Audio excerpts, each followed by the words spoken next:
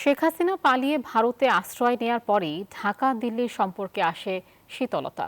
প্রতিবেশী দুই দেশের অর্থনীতিতেও পড়ে নেতিবাচক প্রভাব। তবে সম্প্রতি বাংলাদেশি পাসপোর্টধারী যাত্রী বাড়ছে কলকাতায়। যাত্রী বাড়ায় স্বাভাবিক হচ্ছে কলকাতার মার্কুইজ স্ট্রিট। সীমিত সংখ্যায় ছাড়া হচ্ছে ভ্রমণ ভিসাও।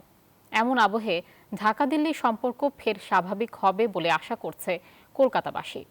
কলকাতা থেকে ভাস্কর সর্দারের প্রতিবেদনে বিস্তারিত।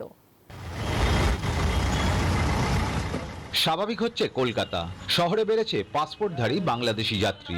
গত বছর 5ই আগস্টের পর যেখানে 5 জন যাত্রীর দেখা মিলত না, সেখানে এখন প্রায় সব বাস ভর্তি, যার জেরে ছন্দে ফিরছে কলকাতার মার্কুইজ স্ট্রিট। আর এতে খুশি পরিবহন ব্যবসায়ীরাও। আগের চেয়ে প্যাসেঞ্জার একটু বেড়েছে। আপনার এমবাসি থেকে ভিসা দিচ্ছে, মেডিকেল ভিসাগুলি আগের চেয়ে একটু অ্যাভেলেবেল করেছে। আর হচ্ছে এখান থেকেও প্যাসেঞ্জার ভালোই হচ্ছে।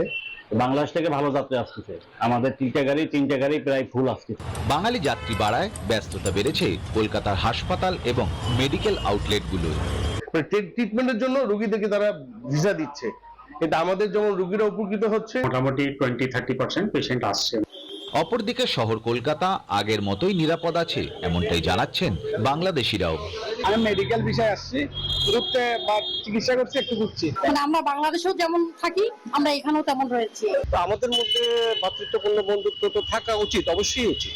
তথ্য বলছে প্রতিদিন শুধুমাত্র বেনাপোল পেট্রাপোল সীমান্ত দিয়ে প্রায় 2000-এর বেশি যাত্রী যাতায়াত করছেন।